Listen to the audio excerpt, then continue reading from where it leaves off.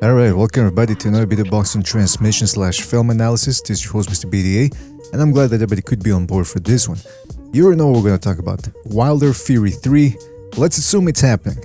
Alright, let's assume we're not going to get any more news in 2 weeks and that says, well, actually the fight's not happening, Wilder got into an injury, Fury returned to doing drugs, whatever. Let's assume it happens. Does Wilder have a chance at winning? Now, most people would say no. By virtue of the fact that he's been out of the ring for more than a year, the last time he was in the ring, he was getting the crap kicked out of him by Fury. And on top of that, he's what, 34, 35 now?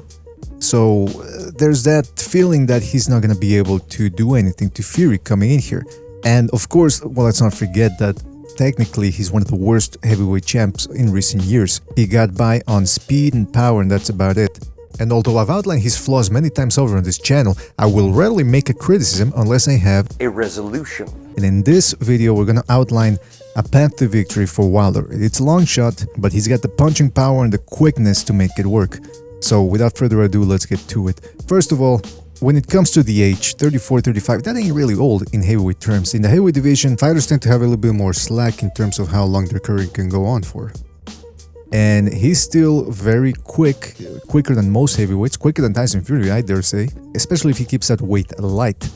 On top of that, he can crack like it's nobody's business with the right hand. The power is real, fellas.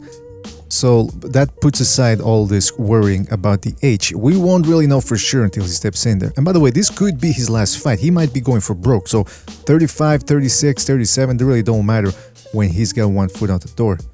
Speaking of feet, he needs to stop placing his weight on the back foot, because that's what he's done for the most part. He likes to step back, lean back, and that's how he uses his height, length, and his reflexes to get away from fighters. It worked to a certain degree against most of the guys he fought, but it really cost him against Tyson Fury in the rematch. In fact, if you look at the guys who had the balls to go after him, talking about tall guys like Duhaupas, and even to a certain extent Luis Ortiz, they were able to keep him on the back foot, but they were always afraid of something coming back. The problem with Deontay Wilder is when he's leaning back, he doesn't have the space or the wherewithal to punch back. There's no weight behind those shots because he's leaning back. So what he needs to do is he needs to step forward. His body language needs to say attack, attack, attack, so that at least it gives Tyson Fury some worry about what's coming back. Otherwise, he's just going to run through Wilder again like he did in the second fight. Now, by stepping forward, he's also going to have to throw more shots. That's the problem with Deontay Wilder, has always been his activity rate. He's been content for the most part to throw one shot at a time. You'll see that in some of his fights. He'll throw a 1-2, wait to see if he hurt the guy, and if he didn't, he'll go back to palming, leaning back, retreating, and then maybe once in a while he'll throw two 1-2s in a row, and that's about it. If he's got you hurt, he'll start fucking turning into a marionette. But other than that, he's not a very active fighter. He has to use his low weight to his advantage. He's not as bulky as Tyson Fury, or most other heavyweights for that matter, big heavyweights. So he should be able to throw more shots. I know he puts power on every shot, so that takes energy, and you can't throw shots, every shot with power, unless you're Manny Pacquiao. But he has to try, because one shot at a time, Fury already knows what's coming. He knows the rhythm. He knows the pattern, he can read that, he read it in the second fight, and he just ran through Wilder. So he needs to throw Fury off for a loop. Otherwise, a 1-2, Fury's gonna read it.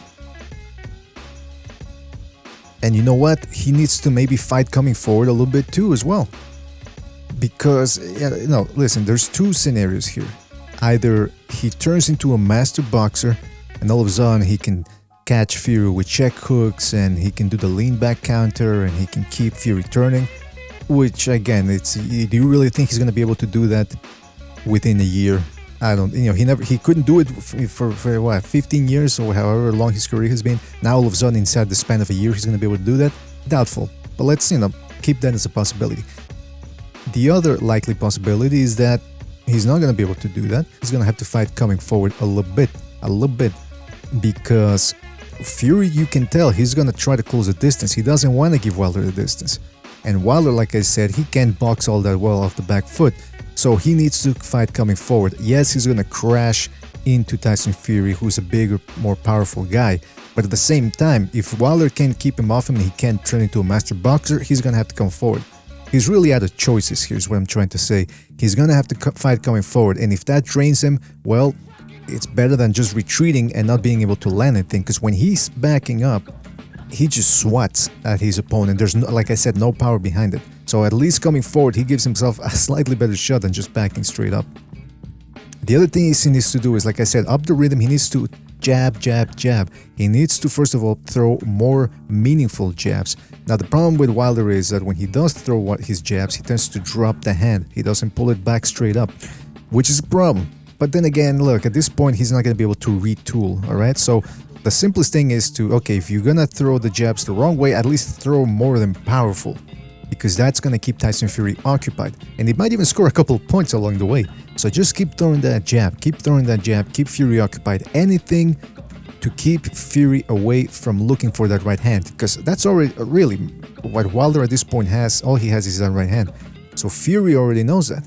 He's just going to waltz under it, weave under it or block it, or just step back like he did in the second fight. So if Wilder keeps him occupied with that lead hand, and that's by jabbing a lot, it could be the first step in setting that right hand up. The other thing Wilder has done in the past, and he did in the first Fury fight, by the way, is to go with some body shots. He rarely throws any body shots, and that's because mostly he's afraid of getting caught. But you saw how he's done it in a couple of instances in his career, how he leads with a left hook to the body, and it looks like a whipping type shot that really stings. That's the beauty of Wilder's style. Yes, he's horrible, but he makes up with it with power. And I've always said, well, for a long time I've said, if you got power, the best thing you can do, the best favor you can do to yourself is to just hit whatever you can find. Trust me, it's gonna hurt. And that's what Wilder needs to do. He needs to go with straight right hands to the body, lead left hooks to the body, jab to the body, distract Fury, make him weary what's coming back. Then on top of that, with a jab, he's gonna be able to lead with the right hand, or just essentially throw the right hand. But if you got the power, it's worthless if you can't get it to land. And that's what he's gonna have to do against Fury. He's gonna have to set up those punches. Again, long shot, but he's already shown that he can do a little bit. So he's gonna have to try his best here. And that's the other thing, with the body shots, he doesn't necessarily have to land them flush. All he has to do is land them hard enough so that they threaten Fury. Now, the hardest thing to correct here is going to be Wilder's jitteriness. He's very jittery, he's very nervous, very anxious of getting hit. You saw that the fear in his eyes when he was fighting Fury. Look, there it is. I'm not kidding around here. I'm not being hyperbolic. The guy was scared. He realized this guy was coming forward and that his power wasn't helping him out, and he just panicked. And that drained his energy even more. We saw Ortiz, we saw Duhapis push him back. Ortiz was actually doing a good job in the second fight with feints. And that drains a nervous fighter. And of course, we saw how Tyson Fury just completely depleted his energy in the second fight. So we can talk all we want about Wilder, what he has to do on paper, the corrections he has to make. Oh, look, he's hitting the pads a little straighter this time when he's with Malik Scott. Oh, he's making changes. Yeah, but can he change his mentality? Look at Andy Ruiz. Everybody was always talking about, well, if he comes in shape, he's going to be the best heavyweight in the world. Yeah, he got in shape, but he can't change his mentality, which is to throw, 3-4 shots here and there when he's countering, and then when he's not countering, he just throws one shot at a time. So it's one thing to change the body, it's one thing to change technique when you're hitting the mitts and the punching bag, but when you actually get in that ring and you're eating shots, you usually revert back to what you know, what's with familiar. And Deontay Wilder, let's face the facts, he's no technician, he's not a master strategist. So everything we just outlined, it's gonna be useless if he cannot change his mindset. That's the most important thing. So he needs to get himself a sports psychologist, a voodoo priest, go back with the fucking Nation of Islam or whatever. But he's gotta change his mindset. Anyway, guys, tell us what you thought about this little breakdown here. Do you agree? Do you disagree? Did we miss anything? Does Deontay Wilder have a chance to win this fight? Is Tyson Fury gonna come here overconfident and get his ass whooped? I mean, you tell us, man. Tell us what you think. How hyped are you for the fight? Don't forget to like, don't forget to subscribe, and we'll catch you in the next one. Alright, fellas, take it easy.